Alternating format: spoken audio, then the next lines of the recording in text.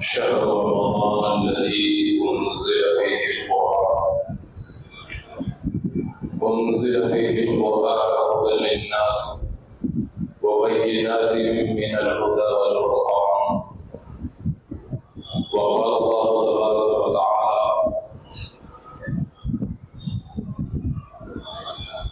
وننزل من القرآن ما هو شفاء ورحمة للمؤمنين ولا يزيد الظالمين إلا خسارا.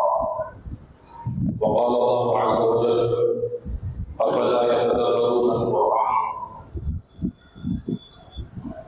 وقال الله تبارك وتعالى في شأن حبيبه الكريم: إن الله وملائكته يصلون على النبي يا أيها الذين آمنوا صلوا عليه وسلموا تسليما.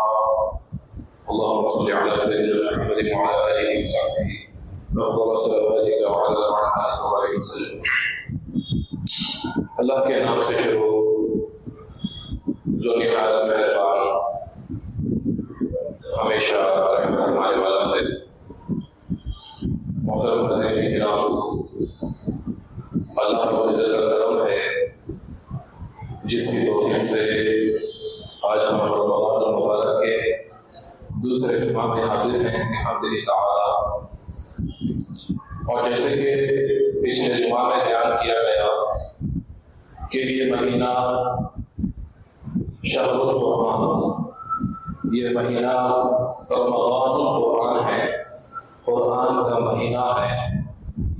جیسے اللہ تعالیٰ نے سورہ بقرہ میں ارشاد فرمایا: اعوذ باللہ من الشیطان الرجیم، شہر رمضان الذی انزل فیہ القرآن، کہ رمضان المبارک کا مہینہ وہ مہینہ ہے کہ جس میں قرآن مجید کو نازل کیا گیا. شہر رمضان الذی انزل فیہ القرآن ھدی للناس، اور یہ قرآن مجید کو ہم نے انسانیت کے لیے ہدایت بنایا، جو انسانیت کے لیے ہدایت ہے. وَبَيِّنَاتٍ مِّنَ الْهُدَىٰ وَالْفُرْقَانِ، تو رمضان المبارک کے مہینے کو جو عظمت حاصل ہوئی ہے اس کا اصل مقصد یہ ہے کہ اس مہینے میں قرآن مجید نازل کیا گیا. ہو سکتا ہے کہ اگر قرآن مجید کسی اور مہینے میں نازل ہوتا تو اللہ تعالیٰ یہ برکات اور یہ سعادتیں کسی اور مہینے کو عطا فرما دیتا. لیکن چونکہ رمضان مبارک میں، اور وہ بھی کب نازل ہوا؟ آخری عشرے کی 5 راتوں میں سے کسی ایک رات میں نازل ہوا، جس کے بعد فرمایا لیلۃ القدر خیر من الف شہر، کہ وہ ایک رات ایسی ہے جو خیر من الف شہر ہے، 1000 مہینوں سے بہتر ہے. اس رات نازل کیا گیا قرآن مجید. اس ایک رات کی برکت کی وجہ سے پورے کے پورے رمضان مبارک اللہ تعالیٰ نے باغ میں نظر ہے کہ قرآن مجید کی عظمت کیا ہے. اور پھر رمضان مبارک میں قرآن کے نزول کی وجہ سے نفل کا ثواب فرض کے برابر، اور پھر فرض کا ثواب 700 درجے بنا دیا، بلکہ اس سے اور مزید زیادہ بھی بڑھا ہے. تو محترم حضرات کرام، عرض کرنا یہ ہے کہ قرآن مجید کا مہینہ ایک بات. دوسری بات آپ حضرات سے عرض کرنا یہ ہے کہ اللہ تعالیٰ قرآن مجید میں ارشاد فرماتے ہیں، یہ تو ہم جان چکے ہیں کہ قرآن مجید کی عظمت، رمضان المبارک کی عظمت کی وجہ کیا ہے. اب ہم دنیا کی جو تعلیم حاصل کرتے ہیں، عصری جو ہمارے علوم ہیں، اس کے لیے اسکولنگ ہوتی ہے، کالج ہوتا ہے، یونیورسٹیز جاتے ہیں. تقریباً ہر ہمارے نوجوان ہمارے معاشرے کے اور ساری دنیا میں کوئی 15 سے 20 سال لگ ایک فگر آف اسپیچ کے حساب سے میں آپ کو عرض کر رہا ہوں، ایک 15 سال تو ہم محنت کرتے ہیں دینی تعلیم حاصل کرنے، دنیاوی تعلیم حاصل کرنے کے لیے. عصری علوم سیکھیں گے، اسکولنگ کمپلیٹ ہو گئی، کالج کمپلیٹ ہو گیا، انٹرمیڈیٹ ہو گیا ہے، اب انٹرمیڈیٹ کے جو امتحانات چل رہے ہیں، اللہ تعالیٰ ہم سب مسلمانوں کو کیا فرمائے اللہ سے اعلیٰ جو ہے مارکس کے ساتھ. تو پھر اس کے بعد جو ہے ڈگری ہے، یہ ہم کوشش کرتے ہیں قابلیت حاصل کرنے. لیکن افسوس کی بات یہ ہے کہ جس کتاب کو اللہ تعالیٰ نے ہدایت کے مقصد سے نازل کیا گیا تھا، اس کتاب پر ہماری کوئی محنت نہیں۔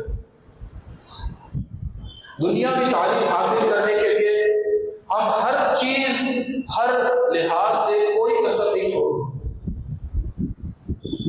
ہر اعتبار سے ہم کوشش کرتے ہیں کہ دنیا اعلیٰ سے اعلیٰ دنیاوی تعلیم حاصل، لیکن قرآن مجید جو کتاب ہدایت کے لیے نازل ہوئی تھی، اللہ تعالیٰ نے ارشاد فرمایا سورہ بقرہ میں الف لام میم ذالک الکتاب لا ریب فیہ ھدی للمتقین۔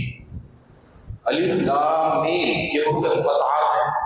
ذالک الکتاب لا ریب فیہ، یہی وہ کتاب ہے جس میں کوئی شک کی کوئی گنجائش نہیں، یہی وہ کتاب ہے جس کی آمد کا تذکرہ توریت میں بھی تھا، زبور میں بھی تھا، انجیل میں بھی تھا، یہ وہی کتاب ھدی للمتقین، یہ کتاب ہم نے متقین کے لیے ہدایت کے لیے بھیجی۔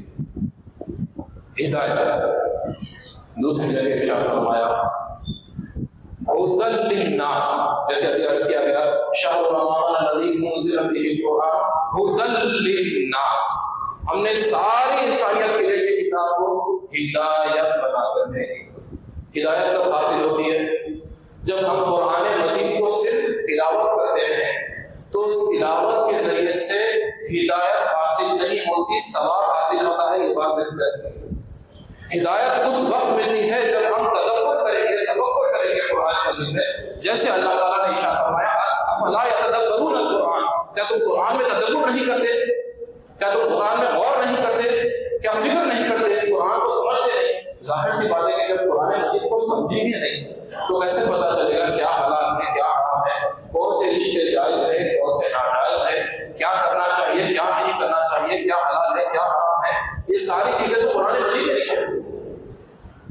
اور یہ بابرکت مہینے کی الحمدللہ اس ساعتوں میں تراویح کا اہتمام تو کرنا ہی کرنا ہے، اس کے ساتھ ساتھ قیام اللیل بھی کرنا ہے، لیکن جتنا وقت ہو سکے ہمیں کوشش کرنا چاہیے کہ قرآن مجید کو تفسیر کے ساتھ اس کا مطالعہ کریں، صرف رمضان میں نہیں، سال کے ہر دن ہر مہینے میں ہم یہ ماحول بنائیں اپنے گھروں میں کہ بھائی بہنیں ہیں، والدین ہیں، بچوں کے ساتھ بیٹھ کر درس قرآن، حلقہ تفسیر قرآن کوشش کریں، یہ کوئی مشکل نہیں۔ اللہ تعالیٰ نے ارشاد فرمایا وَلَقَدْ يَسَّرْنَا الْقُرْآنَ لِلذِّكْرِ فَهَلْ مِن مُدَّكِرٍ، ہم نے قرآن مجید کو سمجھنے کے لیے بڑا آسان بنا، فَهَلْ مِن مُدَّكِرٍ، ہے کوئی شخص اس سے نصیحت حاصل کرنے والا، ہے کوئی شخص اس کو سمجھنے والا، ہے کوئی شخص اس کو سمجھ کر دوسروں تک پہنچانے والا۔ تو یہ عرض کرنا ہے کہ قرآن مجید کو اللہ تعالیٰ نے ہدایت دی ہے، ہدایت کے لیے اللہ تعالیٰ نے قرآن مجید کو نازل فرمایا۔ یقیناً قرآن مجید کے بہت ساری عظمتیں ہیں، فضائل ہیں، اللہ تعالیٰ نے ارشاد فرمایا وَنُنَزِّلُ مِنَ الْقُرْآنِ مَا هُوَ شِفَاءٌ وَرَحْمَةٌ لِلْمُؤْمِنِينَ، قرآن مجید شفا ہے، رحمت ہے مومنین کے لیے، بیمار پر پڑھ کر پھونکیں گے تو اس سے شفا حاصل ہو۔ احادیث میں اس کا ذکر ہے، بخاری مسلم ترمذی ابو داؤد نسائی ابن ماجہ تمام احادیث کی کتب میں کتاب الطب بک آف میڈیسن کے نام سے ایک الگ سے چیپٹر ہے جس میں آپ کو احادیث ملیں گے کہ آپ صلی اللہ علیہ وسلم رات میں بستر پر سونے سے پہلے محمد میں پڑھتے تھے، سورہ اخلاص، سورہ فلق، سورہ ناس پڑھتے تھے، اپنے جسم میں دوبارہ پر ہاتھ دیتے تھے۔ اور اگر کبھی بیمار کی بیماری میں حالت زیادہ بڑھ جاتی تو ام المؤمنین سے فرماتے تھے بی بی عائشہ صدیقہ رضی اللہ تعالیٰ عنہا کہ عائشہ تم پڑھ کر میرے پر نہ کرو۔ تو قرآن مجید شفا ہے، اس پر بہت سارے احادیث ہیں۔ اسی طرح اللہ تعالیٰ حضور صلی اللہ علیہ وسلم نے ارشاد فرمایا اقرؤوا یاسین علی موتیٰ، جو لوگ مر چکے ہیں انتقال ہو گئے ہیں ان پر یاسین شریف پڑھو، یہ حدیث مبارکہ صحیح سے تک اقرؤوا یاسین علی موتیٰ، جو انتقال کر گئے ان پر یاسین شریف کی تلاوت کرو۔ تو قرآن مجید کو ایصال ثواب کے لیے بھی ہم اس کے فائدے الحمدللہ ایصال ثواب بھی کرتے ہیں، قرآن مجید پڑھتے ہیں، مغرومین کے لیے دعا بھی کرتے ہیں، لیکن اصل مقصد قرآن مجید کا اصل جو مقصد ہے وہ ہے الہدیٰ، کہ اللہ تعالیٰ نے قرآن مجید کو ہدایت کے لیے بھیجا۔ ہدایت اس کا مقصد ہے۔ میں چاہتا ہوں کہ ہر مسجد میں کاش کہ ایسا نظم پیدا ہو جائے کہ تراویح کے بعد تھوڑا سا ایک وقت 10 منٹ بھی اگر ہم ہر مسجد میں، کاش اگر ایسا ہو جائے جہاں جہاں لوگ ہمارے بیٹھتے ہیں، شادی خانے ہیں، اگر اہتمام اس طرح سے 5-10 منٹ بولا سا ہے کہ آج جو ہم تراویح پڑھیں اس کا مقصد کیا ہے، اس کا کیا معنی، کیا کیا احکامات اس میں آئے تاکہ ہم سمجھ سکیں. اور بازار میں آپ مثلا تفسیر قرآن خریدیں, تفسیر عبد الباری ایک جلد, صرف ایک والیوم تفسیر عبد الباری بہت اچھی, اور کئی سارے مساجد میں اس کا درس بھی دیا جا رہا ہے. تفسیر اگر آپ چاہتے ہیں اور بہتر تفسیر پڑھیں تو تفسیر ابن کثیر ہے, علماء کرام کے لیول تفسیر ابن کثیر میں سمجھتا ہوں کہ ہر عالم دین کے لائبریری میں تفسیر ابن کثیر مل گیا. پھر اس سے بہتر تفسیر قرطبی ہے, امام قرطبی. یہ تفاسیر کی کتب بڑی بڑی ہوئی, لیکن ایک مختصر سی تفسیر ہر گھر میں جس کا درس ہم سب کو حاصل کرنا چاہیے, پڑھنا چاہیے, جو ہمارے اوپر فرض ہے. ورنہ قرآن مجید قیامت کے لیے شکوہ کرے گا. اللہ تعالیٰ نے قرآن مجید کو بھیجا تھا ہدایت کے لیے. آپ یوٹیوب پر دیکھیے, ویڈیوز موجود ہیں. حرمین شریفین میں تراویح ہو رہی ہے, حرمین شریفین کے ائمہ حنبلی ہیں فقہ میں, اور تراویح کے درمیان رو رہے ہیں, ویڈیوز موجود ہیں. امام صاحب رو رہے ہیں, ہچکیاں آ رہی ہیں تراویح کے دوران, پیچھے عرب لوگ نماز پڑھ رہے ہیں, رو رہے ہیں. ان کی خوش نصیبی ہے کہ ان کی زبان میں اللہ تعالیٰ نے قرآن مجید کو نازل کیا. ان کو سمجھ میں آ رہا ہے کہ کیا ہوا, اللہ تعالیٰ کیا فرمایا. بہت سارے ویڈیوز موجود ہیں حرمین شریف میں. آپ دیکھیں عرب لوگ جب پڑھتے ہیں قرآن تراویح میں, قیام اللیل کا مقصد وہی ہے. حضور بھی ایسے ہی پڑھا کرتے تھے صلی اللہ علیہ وسلم, صحابہ کرام کا بھی مقصد یہی تھا. لیکن بدنصیبی ہے ہماری کہ ہم کو عربی سمجھ میں نہیں آتی. قرآن مجید ہے کیا, قرآن مجید ہم سے کیا مطالبہ کر رہا, اللہ تعالیٰ کیا فرمایا, ہم کو معلوم تو نہیں. علماء کرام ایک وقت اس کے قائل نہیں تھے کہ قرآن مجید کا ترجمہ کیا جائے, قرآن مجید کی اصل شکل ہونا چاہیے. یہ بات علماء کرام کا اختلاف تھا, لیکن الحمدللہ علماء کرام نے اس کو آسان کر دیا. کچھ صدیوں پہلے کہ تفاسیر کی کتب آنی شروع ہو گئی, ترجمے کی کتابیں آنی شروع ہو گئی, آپ کے لیے ہمارے لیے, تاکہ ہم اس سے نصیحت حاصل کر سکیں اور سمجھ سکیں کہ قرآن مجید کے اندر اللہ تعالیٰ نے اسے کیا ارشاد فرمایا. پھر اس کے ساتھ ساتھ ایک بڑی مشہور حدیث ہے جو ہم سنتے ہیں حفاظ کرام کے بارے میں, کہ جو شخص حافظ بنے گا قیامت کے لیے ان کے والدین کو تاج پہنایا جائے گا, اور پھر جنت میں اللہ تعالیٰ اس کو فرمائے گا کہ تو ایک ایک آیت پڑھتا جا, تلاوت کرتا جا, ایک ایک سیڑھی چڑھتا جا. یہ جو حدیث مبارکہ ہے جامع ترمذی کی, یہ مکمل روایت اس طرح ہے کہ آپ صلی اللہ علیہ وسلم نے ارشاد فرمایا کہ جو شخص قرآن مجید کا حفظ کرے یا قرآن کو یاد کرے, اس کے حلال کو حلال جانے, اس کے حرام کو حرام جانے. یہ کنڈیشن ہے اس میں.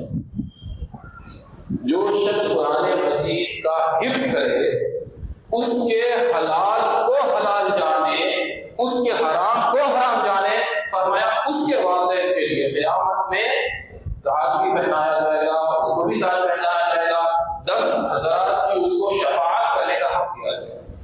پھر اس کے لیے تو بہت ساری, یقیناً حفظ کرنا کوئی معمولی بات نہیں ہے, اس کے لیے بہت محنت لگتی ہے. لیکن حافظ قرآن کے لیے بھی کنڈیشن ہے. حضور نے ارشاد فرمایا کہ وہ صرف ایسا حافظ قرآن نہ ہو, اس میں بھی کنڈیشن ہے, ایک شرط ہے کہ اس کے حلال کو حلال جانے. یقیناً اگر کوئی شخص حافظ قرآن ہے تو اس کو پتا ہونا چاہیے کہ قرآن تو اس کی حفظ کر لیا, لیکن قرآن مجید میں احکامات کیا ہیں, کیا حالت ہے, کیا اللہ تعالیٰ نے ارشاد فرمایا. مثال کے طور پر میں آپ کو ایک مثال دے دیتا ہوں. اللہ تعالیٰ نے ارشاد فرمایا یا ایھا الذین آمنوا اذا تداینتم بدین الی اجل مسمى فاکتبوہ. اے لوگوں, اے مومنوں, میں ایک مثال دے رہا ہوں کہ جب تم کوئی ٹرانزیکشن کرو, کوئی معاملہ داری کرو, تو آپس میں لکھ لیا کرو, ڈاکیومنٹیشن کرو, فاکتبوہ, اس کو نوٹ کرو. وَلْيَكْتُبْ بَيْنَكُمْ كَاتِبٌ بِالْعَدْلِ, اور جب تم نوٹ کرو, ڈاکیومنٹیشن کرو, تو عدل کے ساتھ کرنا, انصاف کے ساتھ کرنا. جو حضرات, آپ حضرات میں سے جو ہے جانتے ہیں کہ ڈاکیومنٹیشن کی کیا ویلیو ہے. کاغذات میں لکھنا, لکھائی پڑھائی کر لینا. کوئی شخص قرض لیتا ہے تو آپ لکھ لیتے ہیں, کوئی شخص آپ کے پاس سے کچھ رقم دے رہا ہے تو آپ کسی کو رقم دے رہے ہیں, آپ اس کو لکھ لیتے ہیں. یہ بھی حکم قرآن مجید سے آیا ہے, اللہ تعالیٰ کے حکم میں سے, اللہ کے احکامات میں سے. کئی سارے مسائل سے ایسے ہزاروں احکامات قرآن مجید کے اندر ہے جس میں اللہ تعالیٰ نے ہم سے مطالبہ کیا کیا کرنا چاہیے, زندگی گزارنے کا کیا طریقہ ہے, کیا مقصد ہے, زندگی کس طریقے سے گزارنا ہے. ایسے ہزاروں احکامات ہیں جس سے اندر. تو جو کہ ہمارا جو ہے بہت مختصر سا وقت ہے، ایک اور حدیث مبارکہ میں عرض کر دیتا ہوں کہ اللہ تعالیٰ ارشاد فرماتے ہیں، حضور صلی اللہ علیہ وسلم نے ارشاد فرمایا کہ قیامت کے دن ایک خوبصورت نوجوان جب نفسا نفسی کا عالم ہوگا، بندے کے پاس اعمال نہیں ہوں گے، ہر شخص ایک ایک نیکی کے لیے پھرتا رہے گا، پریشان حال ہوگا، ایسے شخص ایک خوبصورت نوجوان ہمارے سامنے آ کر کھڑا ہوگا، کہیں گے کہ نوجوان تو کون ہے؟ تو وہ کہے گا میں تیری تلاوت قرآن، تو جو مجھے تلاوت کیا کرتا تھا اور میری خاطر قیام اللیل کیا کرتا تھا اور میری خاطر بھوکا اور پیاس میں تلاوت کیا کرتا تھا، میں تیری تلاوت قرآن، اور قرآن مجید ہمارے لیے شفاعت کرے گا۔ اللہ تبارک و تعالیٰ ہم تمام کے حسنات کو، روزے اور ہمارے عبادات کو قبول فرمائے، آمین۔